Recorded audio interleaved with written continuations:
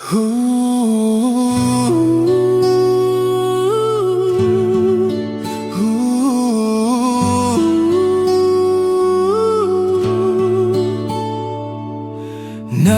ji pengi song taksi Kamin siem ka suk hynrei ngam tip Hasanda jong ka song ka te samla Ka jing ba briu jong ka pinyap matya ka dohnud Ka khmat jong ka kum ki khlur ba phirnai Ka jing ki jong ka pint men ya ka min siem jong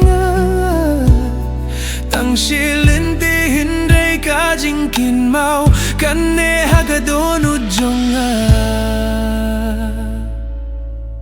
Jingïashem ya pi Haka taksi Nai ji pe Sha Polo Bazaar Ngam tip laga long tang ka jingïashem Nega jingïalam Lynti jong ka jingïaid Ka du jong pi ngam laban klet Bisa junom ka dohnud jong Haba poi ha Polo Bazar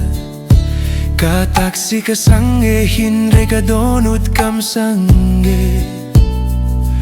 Pi harda ka jingïaid